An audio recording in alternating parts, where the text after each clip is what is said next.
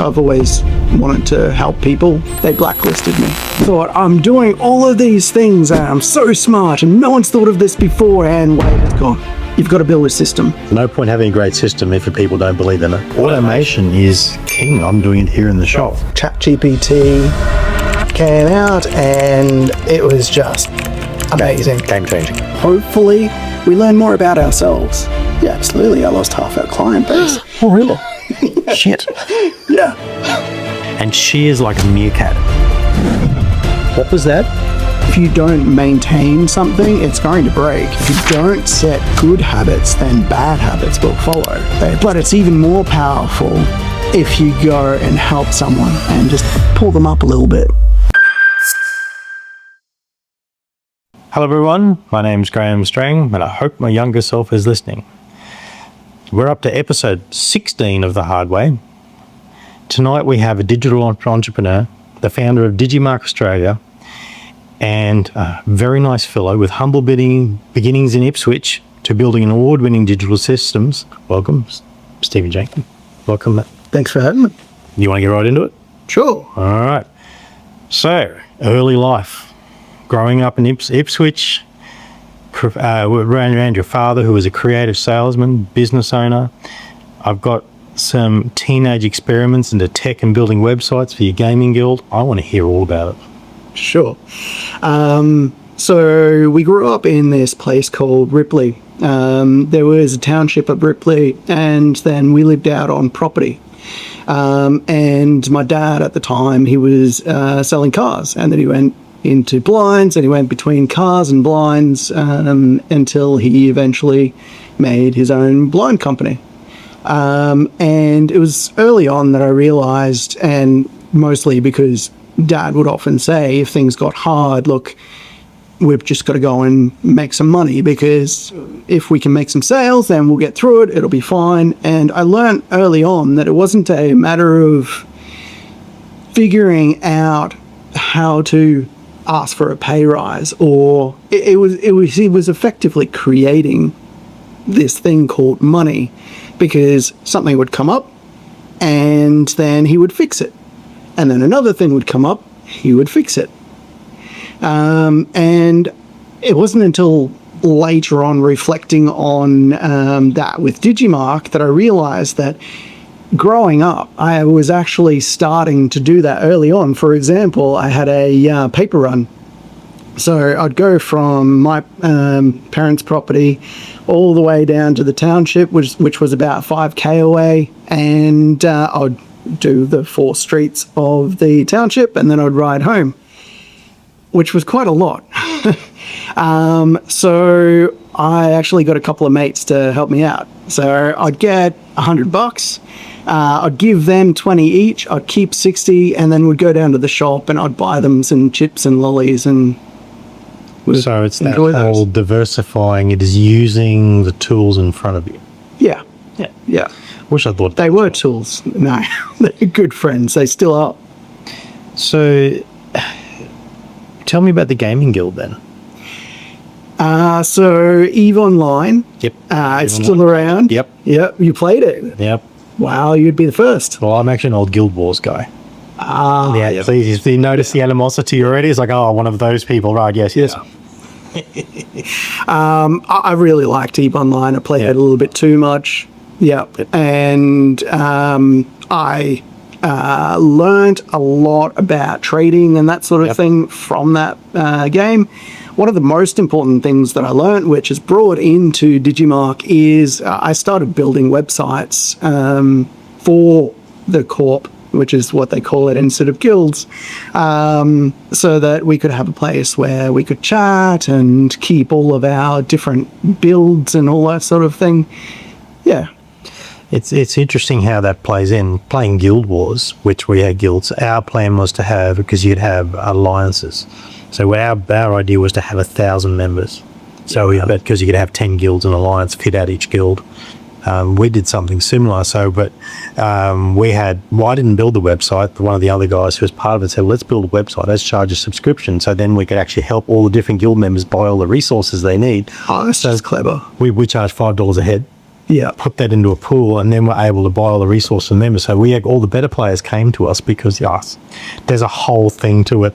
And I remember my father seeing it and being kind of horrified that me as a 20-year-old was wasting all this time gaming. But on the flip side, I was generating $5,000 or $10,000 to help fund this thing to grow. Isn't it? Just gaming has an advantage. It really does. No, we actually branched out into EVE for a while, but I like my Guild Wars too much, so I didn't get hooked. I was already hooked. Fair enough. I won't hold that too much against you. Oh, that's all right. So, so you've got down here that nursing was your first? Yeah, nursing was my first. So that came about because, for starters, I've always wanted to help people. It's something that just is ingrained. But also someone said that I'd be good at it. And I thought, well, I don't really know what else I want to do because I didn't really see the internet side as being something that I could get a job from. I mean, I was very slow with the uptake, but... All of us were. Yeah. Well, not all. I know. We're a Sorry. couple of... People in our realm were the people up here were already ahead of us. Yep. Yeah. So how long did you actually get qualified? Yeah, so I am a retired registered nurse. Oh, cool. I nursed for 10 years. Yep. Yeah. So how did you go, you know what, the internet is there, digital marketing is there, that's where I'm going to go? My friend, same guy that helped me out with the paper route, he said, look, I'm starting a business, I need a website. And I said, sure, okay, happy to help, I know how to do that. So I built it. And he gave me $1,000. I went, okay, I didn't really see this as making money, but great. And it was around the same time that I had proposed to Jo, my wife, and I went, I need money to fund this wedding. Let's go and find out how we can make some more money. So I went on to Odesk, which is now Upwork. I started working on there, found that I was competing against people from other countries, which the dollar was just significantly less than what our dollar is, or their money was significantly less than what ours was. So I started looking at more locally, how can I sort of start? I'm not very good at networking. I tried it, but I'm not great at the whole networking experience. So I went, how can I do this online marketing thing? Came across SEO, found backlinks are a really important thing. So then I Googled, how do I get backlinks? And this site promised that it would give me 1 million backlinks. I thought, great, that'll sort out the backlink problem, put my site in, and Google went, all right, see you later. They blacklisted me. And just like that? Just like that, just gone. So Jaenke technology no longer exists. Well, you know, you always see in the movies the little flashing cursor. Did it feel like that? But it's gone.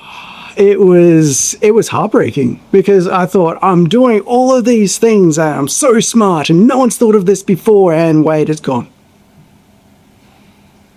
So did you dwell on it, or did you immediately go, I have to do something? I dwelt on it to the point where I went, I've got to learn this thing. I've got to figure this out because I really like the technical side of SEO. That really resonated with me. The content side, I've written a book.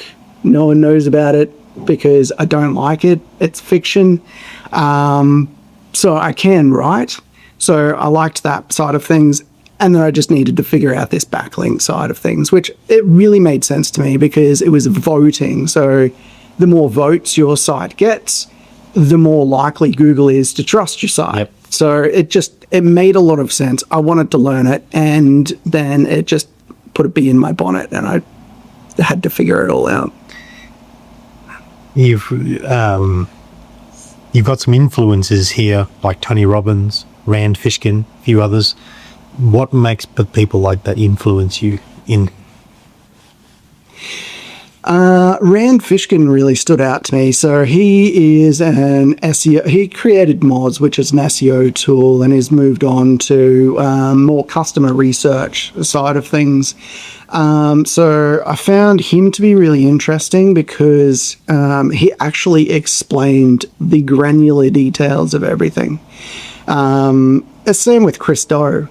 So he's another person that I find influential as well, in the sense that he's very much about brand, and he explains, okay, well, this is why I think this way, and this is why this works from a psychological Chris Doe and Gary Vee are who spend their lives a little bit pokey bear at each other. I think so, yeah. I'm sure you're right. I'm pretty sure I've seen a couple of remix videos with them stick, because I'm a big Gary Vee guy.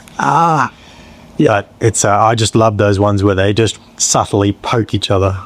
Yeah, it's amazing where the influences come from now, because we're a similar age. When we first started, we didn't have YouTube and the influencers and all that sort of stuff. We had a lot of books to read. Yeah, but it's where I get very jealous. A lot of some of the younger ones now is that they can hop on and find a lot of this. Like Jack, who's behind the camera over there. I get jelly at times because I see some of the stuff he puts up and going, at 18, I wish I just got my hands on that stuff. Yeah. But that's okay. We will be jelly. He can sit over there. It's fine. So when you went to pay for the wedding, it wasn't DigiMark. It was Jaenke Technology. Jaenke Technology. And then Brendan Golby said, no one knows how to spell Jaenke. And I went, yeah, that's right. problem. Actually Googling you to look up all the information for you. So I actually go and look you up and copy and paste the name because I got it wrong. Yeah.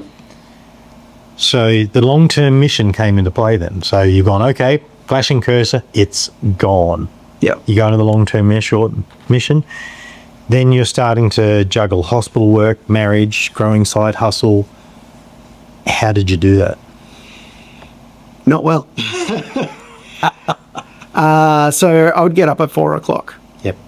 I'd put in a couple of DigiMark hours. Then I'd go and I would do my 8-hour shift at the hospital. I'd come home, put in some more hours, spend some time with Joe, spend some more time on the business, and then eventually go to bed at about 10 o'clock.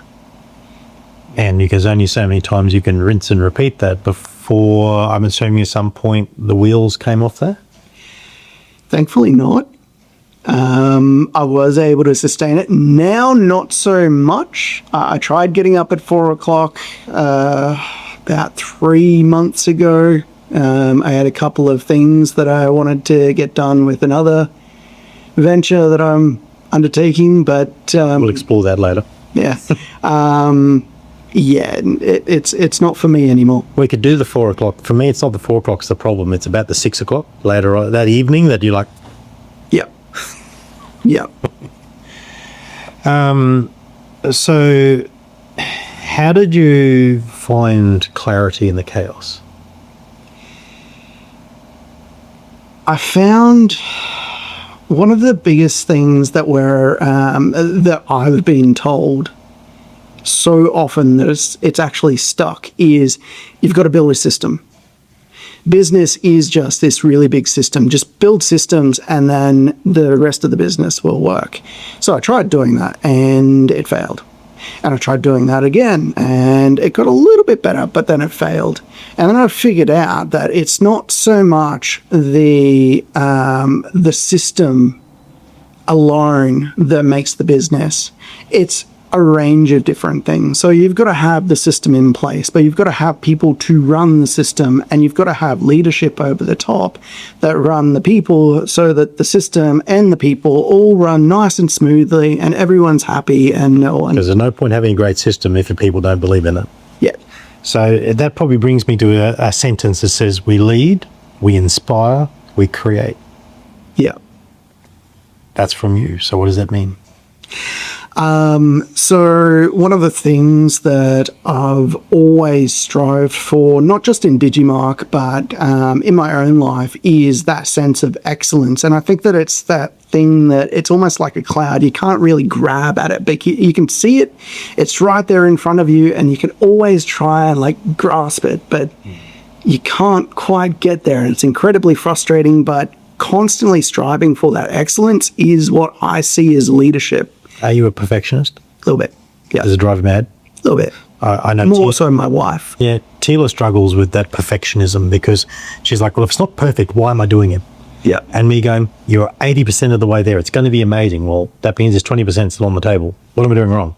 Yeah. Just launch it. So I'm with your wife. I'm just like, just send it. It'll be fine. Yeah. I have gotten better at just sending it. But that's what I see leadership as. Someone or a company that is striving for excellence.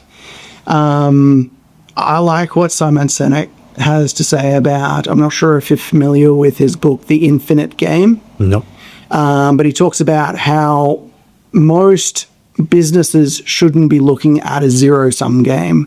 They're not looking at being the best because there's always going to be someone that comes along that's better. It's a matter of the infinite game is going and constantly trying to be better than you were yesterday. And I really like that concept. The best person to beat is yourself. Yeah. Yeah. I was talking to a young fellow about that today. There's no point in worrying about what someone's doing over there. If you are constantly improving on yourself every day, you're going to get better naturally. Yeah. Yeah. I completely agree with that. We've been talking a bit about the SEO side of things, which is, is the basis of what you built. But as you know, AI it's coming in waves. Automation is king. I'm doing it here in the shop. What was your early experience in that automation side of things?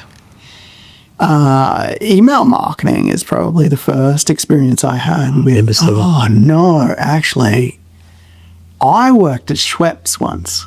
Yep. Once upon a time, I worked at Schweppes. It was an awesome job. I would sit in a seat and I would watch bottles go past. And if the robot didn't get it quite right, I would have to pick the bottle up and put it up in the box so that when the next robot closed the box up, all of them were all sitting perfectly. That was my first interaction with automation. I didn't think about it until just now. The product moves, the person or the robot doesn't. Yeah. Yep. Yeah. Yeah. It's funny, you learned that from chefs. I learned that from standing in a KFC, watching the product move, but not the people. Yeah. And how seamless it is. All systems. The systems. Yeah. So you've done the Schweppes thing, but you said your other. So later on, when I was working all the various different things with DigiMark, email marketing was one of the first types of automation. About 80% open rates. Yeah. Yeah. Yep. Yeah, I do still get 50% though, so I think that's pretty good. That's pretty good. Yeah. We've done some stuff, and it gets as low as 30 odd. Yeah, 30 is supposed to be the benchmark. Yeah, absolutely. Yeah, it's just strange, isn't it, how it changes? And then it went to text messages, and now even text messages, people go, Yeah. But AI is changing it. Yeah, it is. It's I know half the social media videos that are coming through that are all AI generated. It's very bad of me, but I follow Bigfoot.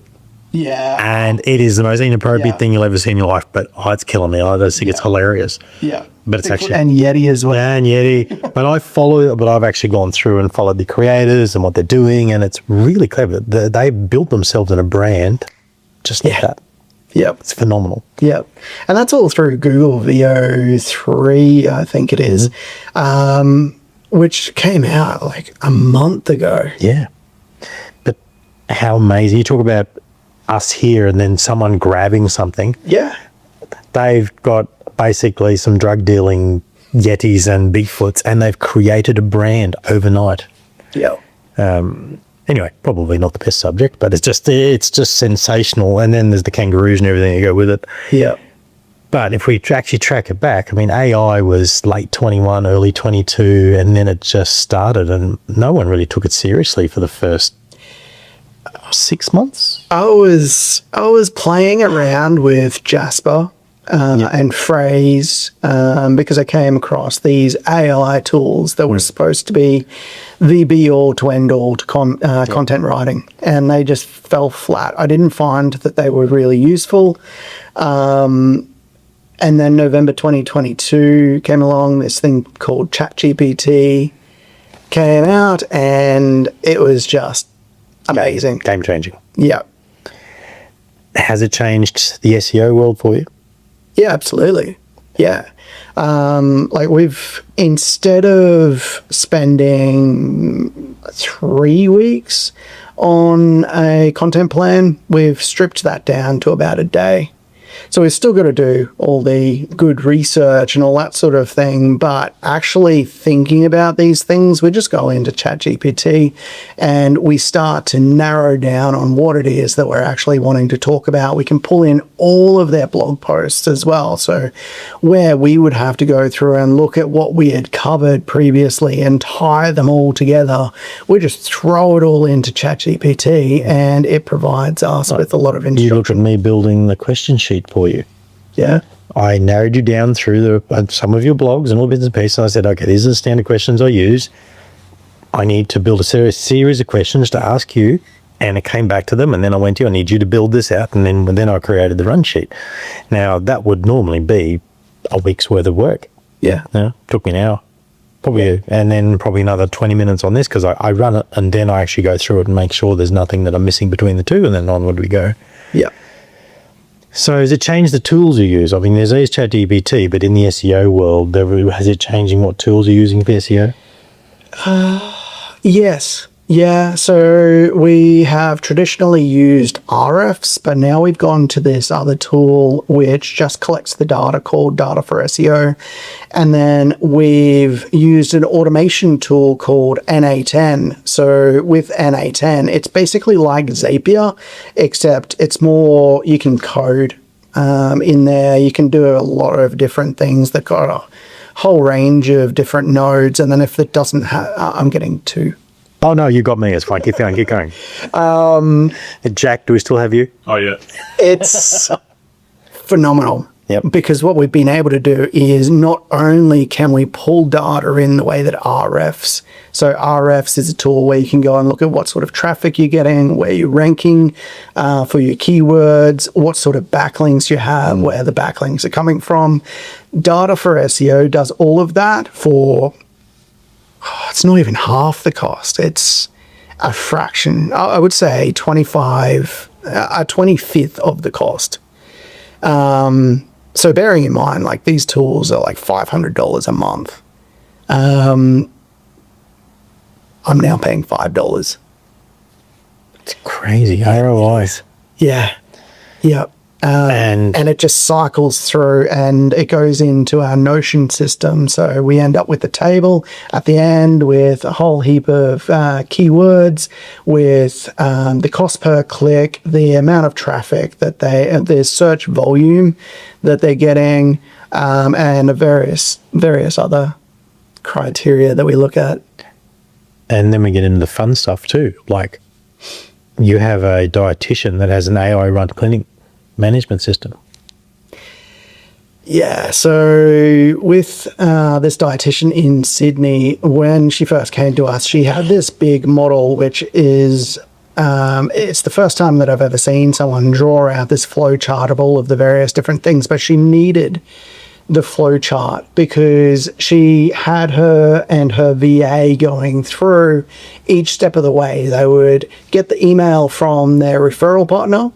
From the referral email, they would then take the details, put it into a spreadsheet. From there, they would then email that person to make a booking so that they could actually have one of their dietitians to see the patient, and then they would need to make sure that they were manually tracking how many sessions they actually get, because some of them get 3, some of them get 5, some of them get like 1.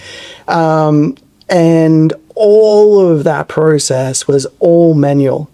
So we moved them to a CRM that we've built. We've also automated that whole system. So from the 25 to 30 hours that they were both spending on this thing, we've narrowed it down to they spend 5 minutes, I think, just uploading. They also did invoicing. So the only thing that they need to do is import their invoicing for each of the bookings that they have actually gone to so that they can get paid. Which is the important bit. Which is the important bit. And it's just changed. You think about if you're getting 25 hours back from a staff member, what you can do. It's not so much about taking the hours off them, it's what else you can get them to do. Yeah. So you talk about return on investment. So you'd say to them, okay, this is costing you this, to get you 20 hours back on a staff member who then can then actually be talking to your old client base to then reiterating bookings. Then that's when you start to 2x, 3x income, away we go. Which leads me on to your next client using DigiQuil. Yeah. So DigiQuil is a content writer that we've created which utilizes ChatGPT as its brain. So when everyone in the SEO world was concerned about AI generated content because people were going in and they were generating all of these hundreds of different articles, and then Google went, I see what you're doing, I'm shutting that down, and everything just plummeted. Yeah. And they went, oh my God, AI content doesn't work. Meanwhile, we had a series of processes so that we didn't just go to GPT and go, create this article on security cameras. We actually have research that goes into it, and then we push the research into the system, and then the system goes through and it ends up with the content piece at the other end. So with that content, it actually performed better than the human written content that we had written previously with our human content writer.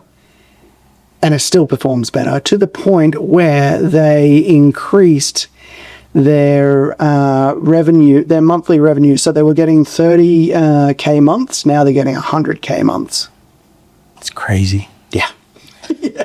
We need to talk more about it. I think Sierra would kill me if I tripled this and anyway, I'll have the conversation. So the one thing you've done well is you've sat down and go, okay, I need some strategic tools to be able to do this. But they're ever evolving strategic tools because the market keeps changing. And I think that's where you talk to an average small business owner about this and you almost see the glaze come over, because it's not that they don't want to do it, they just don't freaking understand. Yeah. I mean, I know what it took me to grasp some of it, and it's actually, Jack's been fantastic for it, just making me use AI tools and actually making me use it for my benefit, to the point now I think I use it 10 times a day. Just even this little things going, I'm just trying to work out my idea. I will place my idea into ChatGPT, I'll pay this extra subscription, and let it feed back to me what I'm thinking. And I went, that's what I'm trying to say. Yeah. How do you see the long-term view of this all evolving? I have always considered myself to be a futurist. Like, I would watch movies like Terminator, and I would look at Skynet and go, all right, yeah, it's obvious that it's going to get emotional and it's going to blow everybody up, and then the robots are going to go and take out everybody else. But what if it doesn't? Like, what does that look like? If you talk about movies that make me think about it, Flight of the Navigator. Yeah. There's several people in the room who just did that, and there's several people who went, I had to Google what that is because I don't know. Yep. Usually those younger people. No, just younger people. Yep. But you're right, what if it doesn't? Yeah. I like a movie, it's a bit obscure, but it's called Her. It's got Joaquin Phoenix and Black Widow. Scarlett Johansson. Yep. And it's a companion. So Scarlett plays a companion OS that's an AI. And they have this whole relationship. But the interesting part is she evolves through the relationship and then goes and starts talking to other AI, and they all start to get smarter and more advanced to the point where they just all go away. They decide, okay, well, we've learned everything that we can, so we're going to go and explore what else there is. And I think that's probably more in line with what's going to happen. And along the way, hopefully, we learn more about ourselves. Yeah. Just even watching it evolve in the last 2 months has just been amazing. Now that I have more of a grasp of it, I don't have your level of grasp, but I was actually having a conversation with a friend of mine. He does websites and things. We're talking real-time marketing. Yeah. As you've actually mentioned in here. Yeah. So that, you remember Kevin 07 and the 24-hour news cycle, that real-time marketing is a thing. Yeah. And it's actually not that far away. No. And so you could, and then we talk content strategy. If you're also looking at someone, your content strategy is real time. So whatever you set up yesterday, cool, that's lovely. Yeah. But that could be evolving today, depending on your customer base, style of person, who's walking in your door. Yeah. And even dynamic content. Yeah. Like, you go in and look at a website and it's completely different to what I see because it just changes to fit your needs. Let's go social media feeds. Yeah. They just change like that. Yep. And it's and I know because Tila's social media feed is much more exciting than mine, and it's but it's just because she's always wanting to learn and looking at different things. So it's always quite dynamic. Mine is basically uniforms and workwear based. Yep. I don't think people should be scared of it because it's going to happen. It's going to evolve. There will be people who try and do the wrong thing with it. That's a given. But as a whole, I think it's going to benefit us all immensely. I think so. And there's one question that always comes up is what will we do, like for money and that sort of thing. But one thing that I think is lax there is the ability to think beyond money. We currently need money as a form of exchange because there's a limitation in the amount that we can actually produce. But if we have AI that can produce food to a greater extent because it can not only knows when a piece of fruit is perfect for eating, but also how much crop we can actually plant on a single property so that we can get the highest amount of yield. And it stops burnout of properties, it stops wastage, lets you maximize profits, lets you maximize your yield. Yeah. It's just infinitesimal. Yeah. Do you think we've given everyone enough on that? Probably. Yeah, that's right. We hope we didn't hurt your brains too much, but I love it. Let's move into leadership. Sure. You talk a bit in here about having a hands-off leadership with a strong framework in support, but actually the sentence that interests me is a shift from servant leadership to a structured mentor with some clarity. So am I taking that right, that rather than going, you need to do this, you're actually going, I need you to do this and this is why? Yeah. Yeah. So what I mean by servant type leadership is I read when I was starting to hire, I started reading a lot of Simon Sinek because, he's brilliant. He was talking about United Airlines and how they did everything that they possibly could to keep their staff. They looked after their staff and then their staff looked after their employees. And I thought, their customers. And I thought, brilliant. That just makes complete sense.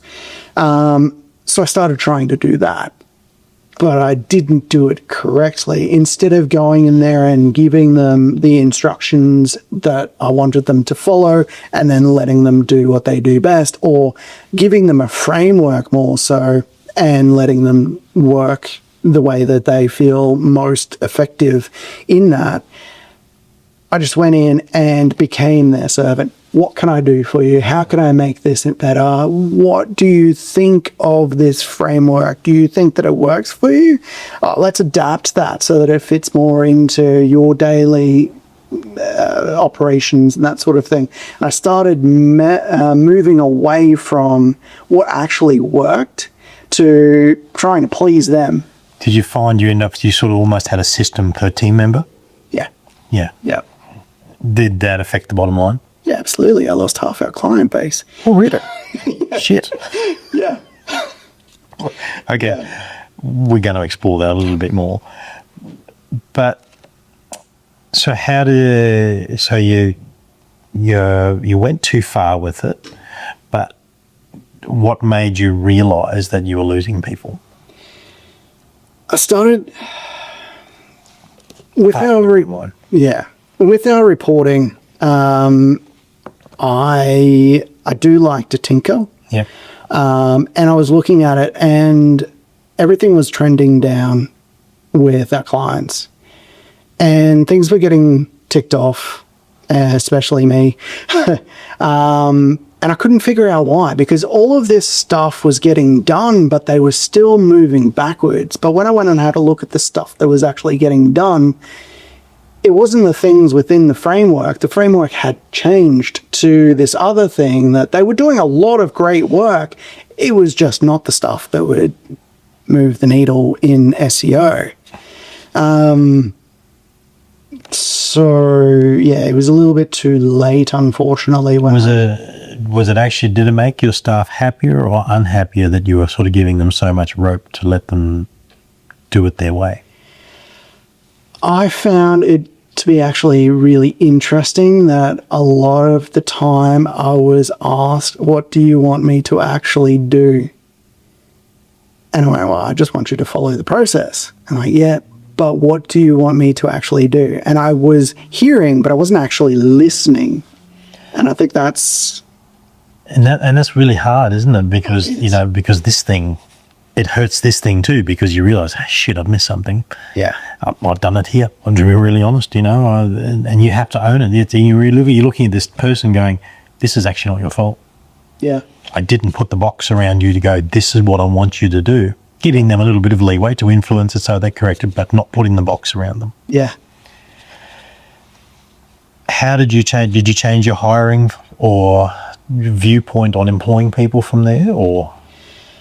I found that the problem was me, mostly. My management style did not work. Yep. What I needed to do in that situation was to say, this is the framework. If you want to change that, come and see me, because absolutely, this is not a perfect system. It's not a perfect framework. Let's talk about it. But until we actually agree on a change, then we need to follow this process. And since I started doing that, it started working a lot better. I remember younger and working people saying, got to follow the bouncing ball. Yeah. And us getting so far away from it at times, and then you're chasing the ball and all of a sudden everything goes wrong. It's just interesting how even in the day and age we live in, things have changed. Yeah.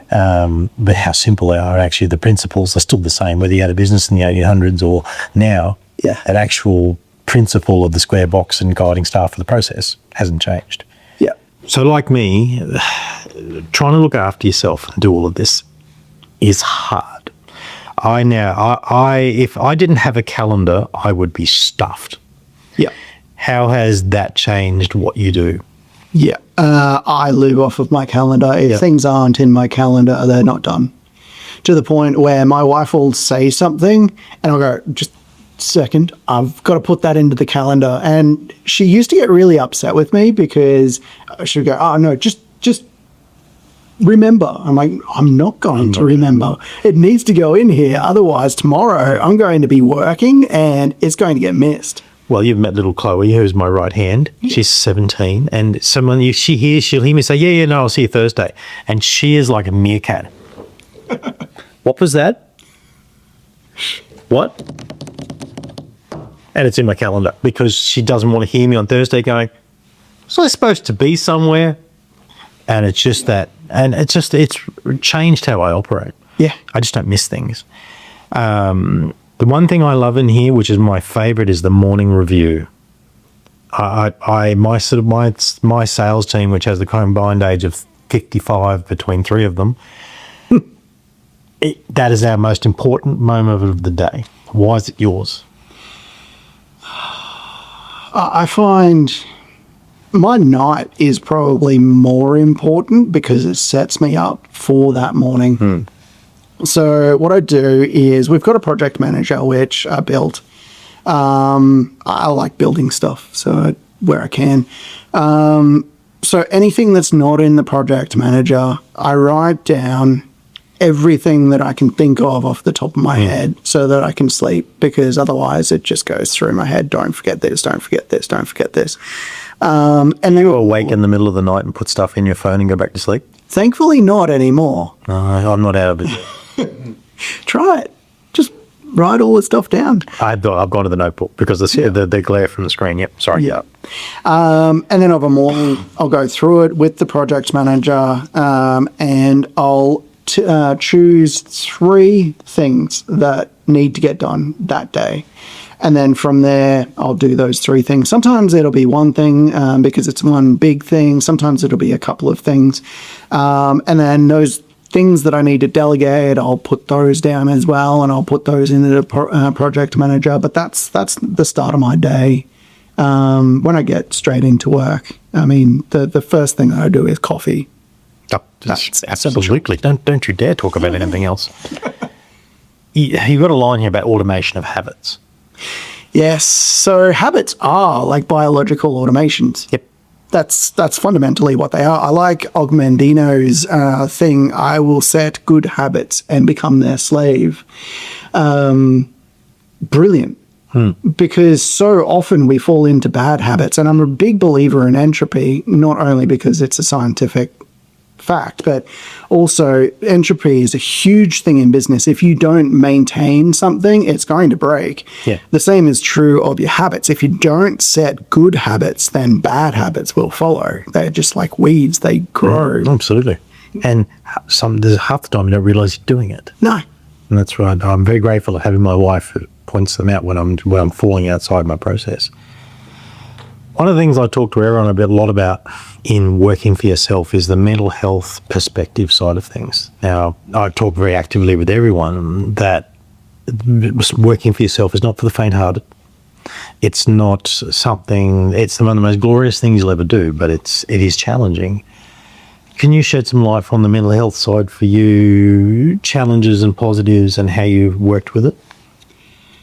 That is a good question, because I mean, it's all hard, right? It's choose your hard. And there are times, and there have been times where I've gone, if I was an employee right now, like I could just clock off and that would be it. The job done. That's great. I'm joking about going to work at BP. Wow. Just pump fuel. Yeah. I reckon I'd last a day. Yeah. Yeah. There is that as well, isn't there? Then we started going to the beach and spending time with the kids. And see, a lot of people call it an escape. I don't. I call it just a bit of zen, a bit of reset. Yeah. That reset, that's essential. Have you, and if as long as you're comfortable, have you had any real low moments in doing it and just going, I don't know what I'm going to do? Oh, of course, especially when we lost half our client base. It was like, okay, I've got all of this expense because I also made the mistake of not actually knowing what things cost. And so we weren't making a lot of money at the time either. So we had all of this expense, very little money coming in after that to cover the expense. And it was like, okay, well, what do we do? Thankfully, again, going back to my dad, he was always, all right, well, how do we create money? All right, this is what we need to do. This is the next thing that we need to do. Let's bring it right back to step 1, cry. Step 2. Yeah. And I mean, obviously you were able to pull yourself out of it. Yeah. I mean, I find that that resilience side of things is such an important thing. I really bollocksed this up, to borrow an English term, when I tried to explain this at Uni SQ to some students. people talk about being a lion, or they talk about being a wolf, because, you know, you got to be vicious and aggressive and you got to attack the thing. I like to think of it as more being a turtle. So a turtle... Does that mean I get to see you on your back at some point? Yeah, but the turtle sort of rocks a little bit, and they're very good in water.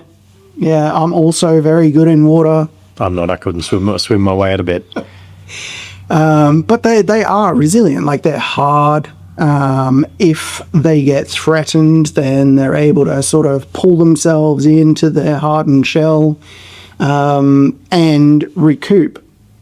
And I think that that's a good way of looking at how to run a business. Yep. It's being able to be resilient more so than going and just trying to eat everything. Absolutely. And they build themselves, not try and take over everything. Yeah. And that's one of my big things. I'm not trying to be the biggest and baddest. You're not trying to be the biggest and baddest. We just want our little corner and we want them doing well. Yeah. So this is actually segueing us into the hard way. You've touched on a few things here. What's been your hardest lesson in everything you've done? In business or in life? Let's do both. Give me one of each. Sure. So in business, I mean, it goes back to that section where I was talking about losing our clients, also getting started with just trying to run the business as a side gig while doing shift work as well, because like that was the good day when I had a day shift.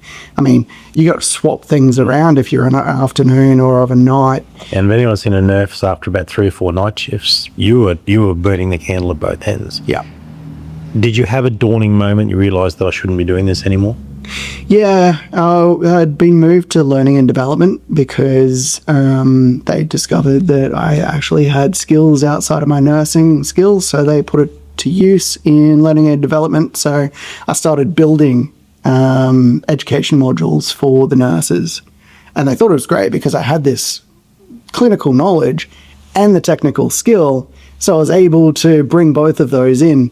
And it was when my boss went, well, you've got to choose. I'm like, what do you mean? Well, your work here is doing okay, but you could do better if you weren't doing this other thing. This other thing, I know that you're doing quite well with that, but it could do better if you weren't doing this thing.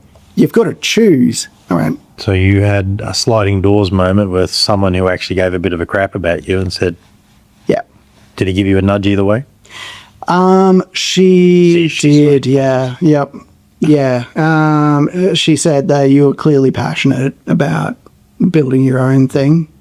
You should probably look at that more seriously. I'm glad that I did, because the job opportunity was swallowed up by COVID. Isn't it amazing how a step either way and it's a different story to what's happening here? Yep. So that's your business hard way moment. What's personal? So personal was when my parents got divorced.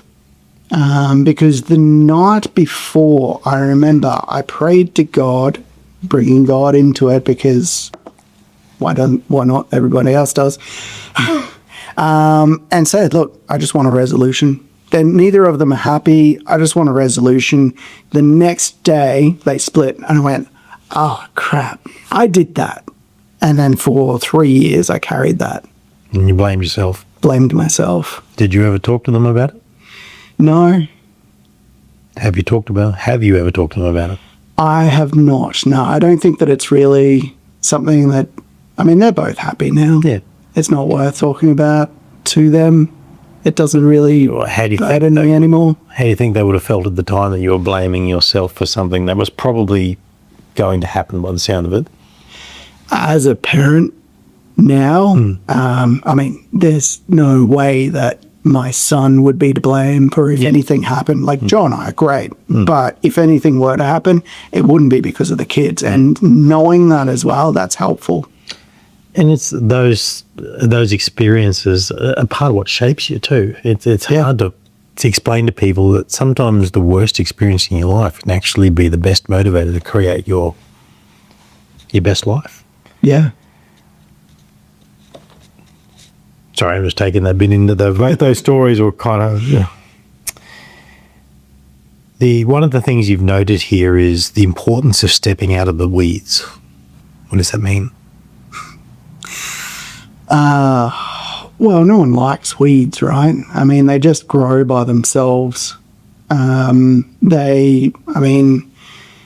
It's easy to do nothing, but nothing is a choice. And it's usually a harder choice than if you were to do something. And if you go and, to use that analogy, if you were to go and till the land and build a garden instead, then you've got something beautiful to look at. Or even better, if you go and plant, we often around this time plant broad beans because they go nuts. You've got food rather than just looking at the weeds. So, to get to the end of the hard way, what's your greatest win? International award. Well, tell us about it.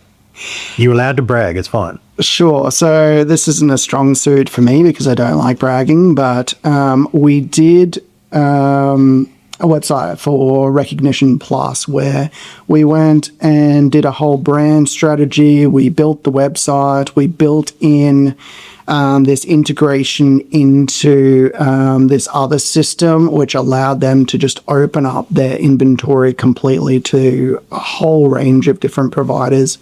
And they submitted us for this international award, and we won it. Did it make you happy or uncomfortable that you'd won an international award? The self-doubt crept in, definitely. It was like, you were like just this little guy just doing my thing. So at what point did you realise that winning an international award's a bloody good thing? I got a standing what's the word? Ovation. Ovation, that's the one. At Toowoomba Chamber of Commerce. That was fun. And then they said that if anyone needs IT, then you can go and have a chat to Steve. And I went, all right. And here they all come. Yep. Good problem. Generating leads. Yeah. So we've talked about the hard way. Now we're into some of the good stuff, the best stuff I like. Community, giving back to the world.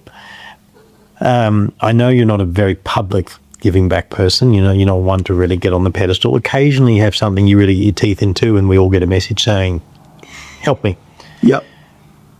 You've got things like the winter shelter, the women's shed, Hope Horizons. Tell me what that means to you to be able to help some of those groups. When I was growing up, I really struggled with meaning.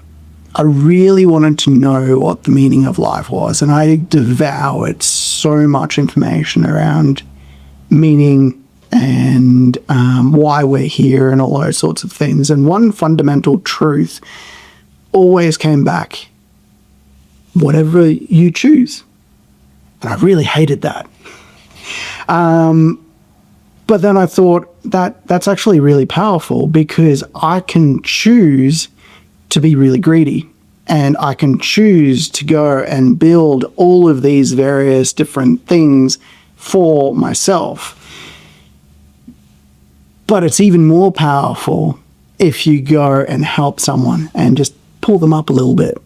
It's amazing what 1% will do for someone. You look at all these groups you've helped. One, my dad taught me, it helps you sleep at night.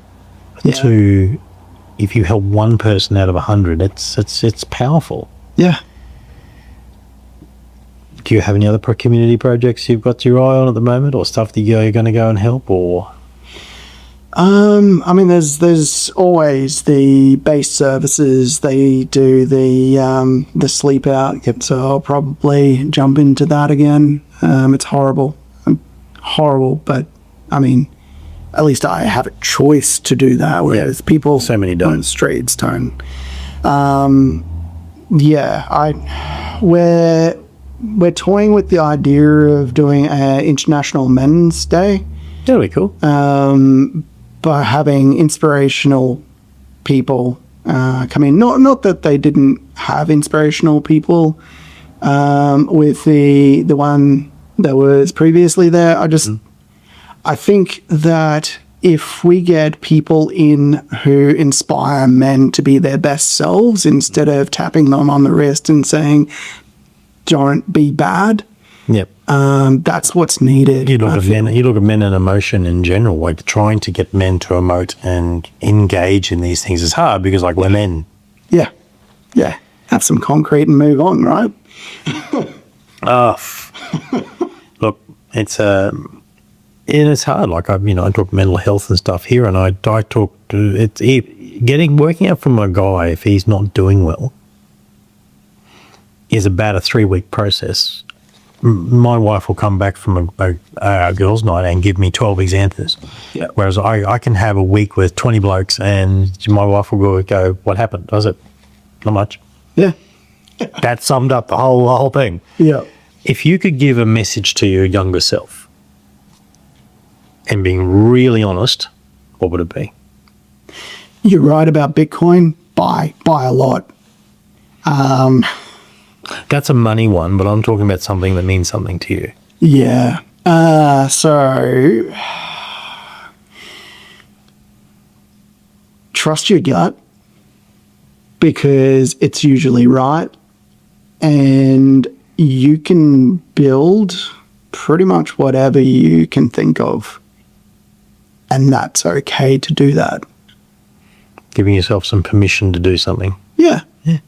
It's wonderful. Well, now we're on to the fun bits. The book. So, Leanne put her question in there. I haven't read it. You haven't read it. You get to open the book and actually go and respond to it. Cool. All right. If you're from around here, chances are you've had something embroidered, print, or pressed by us. And if you haven't, come look us up. So if you had a magic wand and you could change one thing from your past, would you? What would it be? Good question. No, I wouldn't. I wouldn't change a thing. Yeah. And the reason is that it wouldn't be me anymore. I like the person that I am. I've had a lot of challenges, and those challenges have led me to my wife and my children. Those challenges have made DigiMark a better company than what it would be if we didn't have those challenges. Yeah, I like who I am.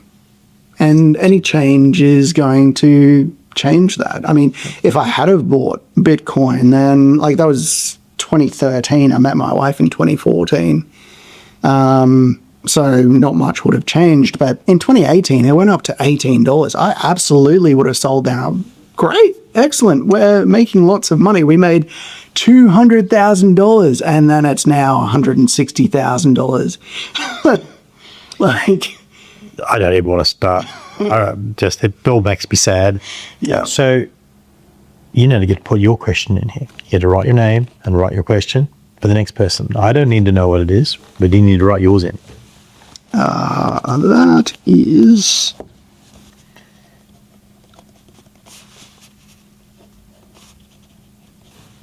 Okay, we're at the end. So give us a quick summary. What's coming for DigiMark? What's coming for you? What is something long-term you want to leave? So DigiMark's really exciting. We've got a lot of automation work that we're working on. We're doing customized CRM, so we actually build the CRM to your business. Heaps of AI agents that we're creating. We didn't even touch on AI agents. I mean, that's the next thing, right? Yeah. Personally, my biggest goal is to reduce my role in DigiMark with intent. So having those frameworks in place, having good staff to run the business, run the system so that no entropy occur. Well, entropy is always... The short answer, you want to do yourself out of a job. I want to do myself out of a job, yeah. Yeah, me too. I've worked pretty hard on that. Yeah. I'm not there yet. I'll tell you if I ever do. Yeah. So long-term legacy. So we're building something called Umwelt. Umwelt is a virtual world for the elderly so that they can live their best life at the end of their life. They can go, they can explore, they can play cards with people across the world, they can continue to live regardless of their mobility or cognitive function. That is so cool. Yeah. I feel there's a second video down the track on that one, just on that. So if people want to find you, they want to find DigiMark Future, you can look at that camera and tell them where to get you from. So I spend most of my time on LinkedIn, so just look for Steve Jaenke on LinkedIn. How do we spell Jaenke? Jaenke. Or go to digimark.com.au and you can explore. There's a lot on there. Well, that's bringing us to the end. You can find The Hard Way on Apple, you can find us on Spotify, and you can find us on YouTube. Mate, it's been an absolute pleasure having you. I feel there's another episode in all of this, probably in 12 months' time. It's been a pleasure. Fun. Thank you. Thanks.